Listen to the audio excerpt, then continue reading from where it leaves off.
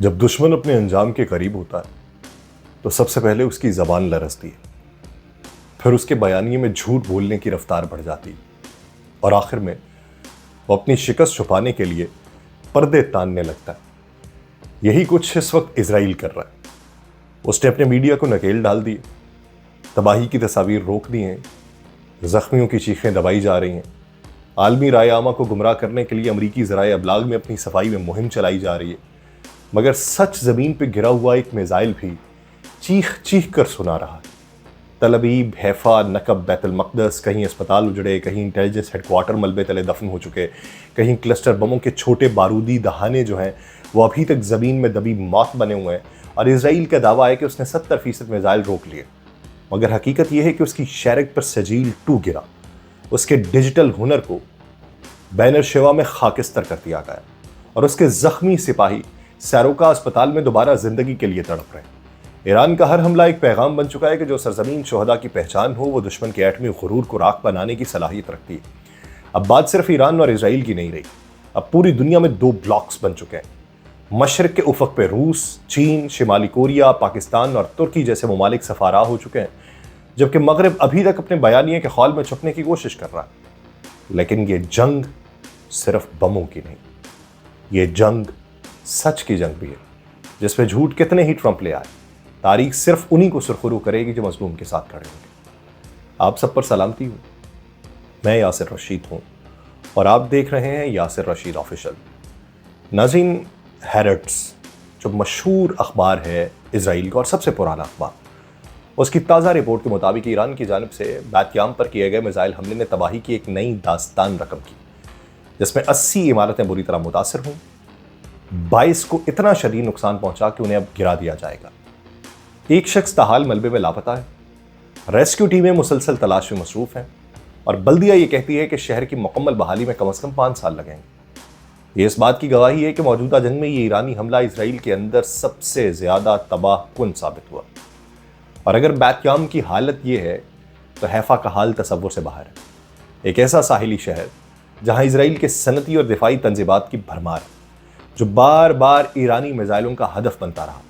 वहाँ होने वाले नुकसान की मुकम्मल तफसीलात शायद अभी मंजर आम पर ही नहीं आई, लेकिन बैतयाम जैसी सानवी लोकेशन में होने वाली इस तबाही के बाद अंदाज़ा लगाना मुश्किल नहीं है कि हैफा जैसे मरकज़ी शहर में जानी और माली नुकसान कितने हौलनाक पैमाने के ऊपर हो सकता है। जबकि बैनुल-अक़वामी मंजरनामा यह है कि अमेरिका की एवियानो एयरबेस जो इटली के अंदर मौजूद है, वहाँ से सऊदी अरब में प्रिंस सुल्तान एयरबेस तक मुसलसल बड़े पैमाने पर फ़ज़ाई नकलो हरकत एक इंतहाई अहम अस्करी पेशरफ की तरफ इशारा करती है।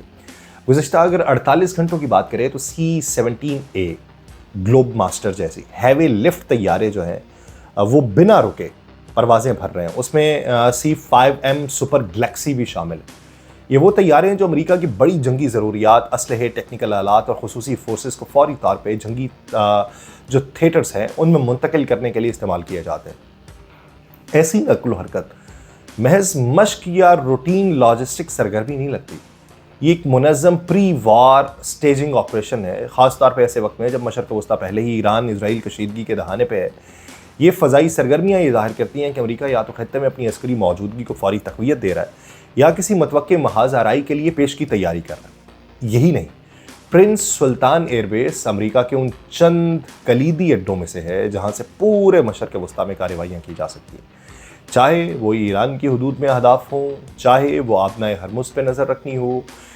ये मामला किस तरफ को जाएगा, ये एक बुनियादी सवाल है। दूसरी तरफ ईरानी पासदाराने इनकलाब के सीनियर अहदेदार और सियासतदान के बयान से हासिल होने वाले अहम निकात जो हैं वो एक गैर मामूली अस्करी एतमाद और तैयारी का पता देते हैं। उनके मुताबिक ईरान जो है उसने अभी तक अपनी सिर्फ 30% सलाहियतें ही इस्तेमाल की हैं, जबकि उसके इत्तेहादी जंग में शामिल होने की पेशकश कर चुके हैं, लेकिन ईरान ने फ़िलहाल उन्हें रोक रखा है। गोया ईरान अभी इस मरहले को अपनी ताकत से अकेले निपटने के लिए काफ़ी समझता है। उनके मुताबिक न्यूक्लियर मवाद जो है वो पहले ही महफूज मकाम पे मुंतकिल हो चुका है और नातंज या दीगर हसास तंसीबात को होने वाले नुकसानात के बावजूद ईरान का रद्द-ए-अमल बदस्तूर जारी रहेगा। और उनका ये कहना है कि ईरान कई माह कबल जंग के इम्कानात को भांप चुका था और इसी बुनियाद के ऊपर मिसाइल और साइबर सलाहियतों में ईरान ने जो है वो 5 गुना इजाफा किया। ईरान अब उस वक्त तक हमले जारी रखेगा जब तक इजराइल को मुकम्मल सजा न दे दी जाए। ये बयानिया जाहिर करता है कि तेहरान अब न सिर्फ अस्करी मैदान में पुरएतमाद है, बल्कि सिफारती और तज़वीराती सतह पर भी किसी दबाव को खातिर में लाने को तैयार नहीं।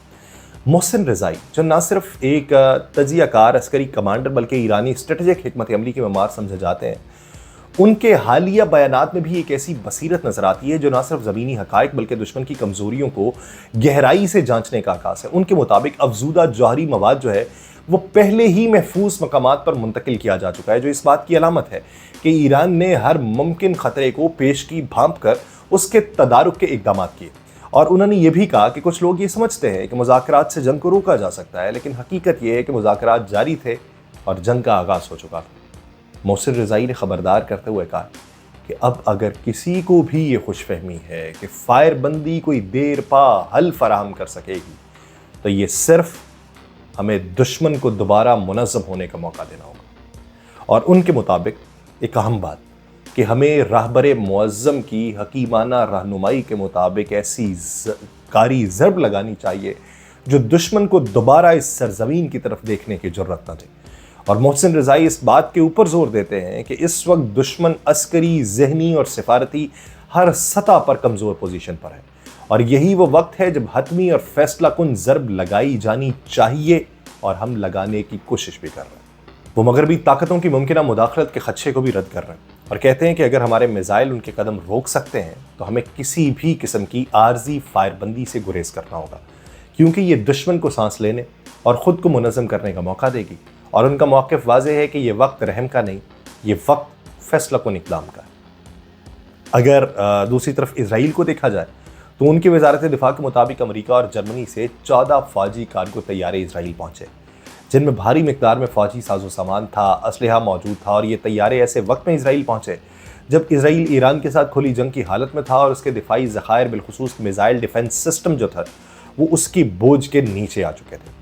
अगर इन कार्गो तैयारों के हवाले से देखा जाए तो ये इसराइल की दिफाई सलाहियत को सहारा देने और जंगी सलाहियत को बहाल रखने के लिए एक अहम इकदाम समझे जा रहे हैं। और इसराइल की दिफाई वजारत का ये ऐलान उस वक्त सामने आया जब वॉल स्ट्रीट जर्नल, NBC और दीगर मगरबी ज़राए अबलाग मुसलसल ये रिपोर्ट करते रहे कि इसराइल के डिफेंस इंटरसेप्टर्स की तादाद महदूद होती जा रही है और वो ईरानी मिसाइल हमलों के शदीद दबाव के अंदर इस वक्त मौजूद है। इसके साथ साथ ये भी अंदाज़ा लगाया गया कि ये अमेरिका और जर्मन इमदाद इसराइल की दिफाई लाइन को कम अज़ कम आइंदा चंद दिनों तक बरकरार रखने की कोशिश है। बसूरत दीगर इसराइल की एयर डिफेंस सिस्टम के ऊपर बहुत ज़्यादा संजीदा सवालात उठ चुके हैं और आलमी तजियाकारों के मुताबिक ये इक़दाम न सिर्फ जंग के दायरे को वसी करने का इम्कान बढ़ाता है बल्कि वाशिंगटन और बर्लिन की मुमकिना बराह रास्त शमूलियत की राह भी हमवार करता दिखाई दे रहा है। अब इस पूरे मंजरनामे में अगर देखा जाए तो क्या नताइज इसके निकलेंगे, क्योंकि अगर गुज़श्ता हमले इसराइल के देखें तो ईरान के जो इराक न्यूक्लियर रिसर्च रिएक्टर था उस पर इसराइली हमले के बाद आलमी सतह पे इस बात का खदशा था कि कहीं उसके नतीजे में ताबकारी न फैल जाए। लेकिन न्यूक्लियर एंड रेडियोलॉजिकल जो रेगुलेटरी है उस कमीशन ने वाज़ेह कर दिया है कि इस हमले का कोई ताबकारी असर नहीं हुआ, क्योंकि इस रिएक्टर में उस वक्त कोई न्यूक्लियर फ्यूल मौजूद ही नहीं था। तो ये वजाहत जो है ये जंगी तनाव के इस माहौल में इंतहाई अहमियत रखती है, क्योंकि इराक जैसे हसास मरकज़ पे हमला किसी भी मुमकिन न्यूक्लियर हादसे का सबब बन सकता था। अगरचे इसराइल ने इस हमले को ईरान के मुबैना न्यूक्लियर अज़ाइम के ख़िलाफ़ पेशगी दिफाई कार्रवाई करार दिया, लेकिन आलमी सतह पे इस इक़दाम के ऊपर सख्त तहफ़्फ़ुज़ात का इजहार किया गया। ईरान ने बारहा ये दावा किया कि उसका जौहरी प्रोग्राम पुरअमन मकासद के लिए, और जब ये बात सामने आ गई है कि इराक रिएक्टर में कोई ईंधन मौजूद नहीं था तो इसराइली हमले की कानूनी और अखलाकी बुनियाद मज़ीद कमज़ोर होती चली गई। और तजियाकार ज़मन के अंदर ये मान रहे हैं कि अगर इस हमले में ताबकारी मवाद मौजूद होता तो उसके ख़त्ते पर इंतहाई ख़तरनाक असरात मुरतब होते, लेकिन ताबकारी मवाद मौजूद नहीं था तो फिर उसके हमले की वजह क्या थी। फ़िलहाल एक बड़े न्यूक्लियर हादसे से ईरान भी बचा, लेकिन ये पेशरफ्त ईरान को मज़ीद सख्त रद्द-ए-अमल देने पर मजबूर कर चुकी है और ईरान की मिसाइल टेक्नोलॉजी की हदफ की दुरुस्तगी और महारत जाहिर कर रही है इन दिनों में कि इजरायली दिफाई निज़ाम की मौजूदा सूरत हाल पर उठने वाले संगीन सवालात बजा हैं। इसराइल ने यह दावा किया है कि उसने ईरानी मिसाइल को ट्रैक कर लिया था और अपने फ़ज़ाई दिफाई निज़ाम को फ़ाल किया था, लेकिन फिर भी वो उसे रोकने में नाकाम रहा। नतीजा ये निकला कि मिसाइल जो था वो बेरशेवा के हसास इलाके में जा गिरा।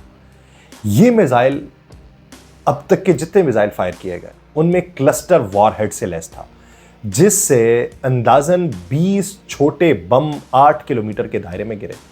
अगरचे उनमें से ज्यादातर फटे नहीं, लेकिन उनकी मौजूदगी इस वक्त भी खतरनाक है। एक बम जो था वो एक रिहायशी यूनिट के ऊपर गिरा और दीगर मुख्तलिफ मकामात पे बिखर गए, जिन्हें अब बम डिस्पोजल स्क्वाड जो है वो गैर फाल करने में मसरूफ है। इस पूरे मंजरनामे में काबिल जिक्र अमर यह है कि मिसाइल जिस मकाम के करीब गिरा वो माइक्रोसॉफ्ट का रीजनल हेडक्वार्टर है, जो इजरायली फौज के डिजिटल और मसनूई ज़हानत यानी AI के इंफ्रास्ट्रक्चर में बुनियादी किरदार अदा करता है। माइक्रोसॉफ्ट एज़ोर और AI मॉडल्स और दीगर टेक्नोलॉजीज़ में सर्विसेज इजरायली मिलिट्री के ऑपरेशंस, खुसूसन गज़ा में फ़ज़ाई हमलों और टारगेट सिलेक्शन में मददगार समझी जाती है। और ये वाक़या इस बात की अलामत है कि ईरान अब जंग को सिर्फ फ़ौजी तनसीबात तक महदूद नहीं रख रहा, बल्कि वो उन इदारों को भी हदफ बना रहा है जो इजरायली जंगी मशीनरी को डिजिटल बुनियाद फराहम कर रहे हैं। और ये इसराइल के लिए सिर्फ एक मिसाइल का हमला नहीं है, बल्कि उसके दिफाई एतमाद, उसके साइबर इंफ्रास्ट्रक्चर और बैनुल-अक़वामी तासुर जो उसने बड़े अरसे में बनाया, उसके ऊपर एक कारी ज़रब थी। जबकि दूसरी तरफ एक और मंजरनामा अमेरिका का अगर देखा जाए तो ट्रंप ने सिफारतकारी के नाम पे ईरान को 2 हफ्तों की मोहलत दे दी। एक तरफ तो इमदाद पीछे पीछे इजराइल को पहुंचाई जा रही है, लेकिन अभी शायद अमेरिका ने बाकायदा इजाज़त जो देनी थी वो ईरान को शायद दी है कि इन दिनों में इजराइल को सुकून से आपने जितना तसल्ली बख्श उसके साथ सलूक करना है कर ले, फिर धीरे धीरे तरतीब से जितना भी हिसाब बराबर करना है कर ले। लेकिन हकीकत ये है कि फैसला इतना सादा नहीं जितना ट्रंप ने अपनी तकरीर में जाहिर किया, क्योंकि सामने सिर्फ ईरान नहीं बल्कि चीन, रूस, शिमाली कोरिया और तुर्की जैसी एटमी कुव्वतें भी खड़ी, जो वाज़ेह पैगाम दे चुकी हैं कि अगर अमेरिका ने कदम बढ़ाया तो वो भी मैदान में उतरेंगी। और ट्रंप की सारी सियासी शातरी, सिफारती शोबदाबाजी और अस्करी गुरूर इस वक्त उलझ चुका है, क्योंकि अब जंग जो है वो किसी एक मुल्क के खिलाफ नहीं बल्कि एक ब्लॉक के खिलाफ हो चुकी है। इस पूरे मंजरनामे में कुछ बद दिमाग, बद हवास और बद फितरत लोग जो हैं वो पाकिस्तान के बारे में भी प्रोपेगेंडा कर रहे हैं कि हम अमेरिका को अड्डे दे रहे हैं, हम उनके साथ अलग सलग कर रहे हैं। लेकिन क्या ये 2 हफ्तों का वक्त उसमें किरदार नज़र नहीं आता? उनसे इतना कहना है कि अगर नज़र आ जाए तो एक दांत तोड़ना फ़र्ज़ है, दूसरा सुन्नत है, तीसरा जिहाद है, चौथा कौमी गैरत है, बाकी दांत उनकी अकल ठिकाने लगाने के लिए काफ़ी है। इस वक्त पाकिस्तान ना किसी जंग का हिस्सा है, ना किसी की बांदी। हम एक एटमी रियासत है, हमारी ज़मीन से अगर कोई छेड़छाड़ करना चाहे, हमारी ज़मीन पे कोई हमला हुआ तो उसके जवाब में ज़मीन भी हिलेगी और आसमान भी। लेकिन मौजूदा मंजरनामे में हमारी सिफारती कोशिश है कि मामला हल हो जाए। देखिए कि उसके नताइज क्या निकलते हैं। मुझे दीजिए इजाज़त, अल्लाह ने के बाद।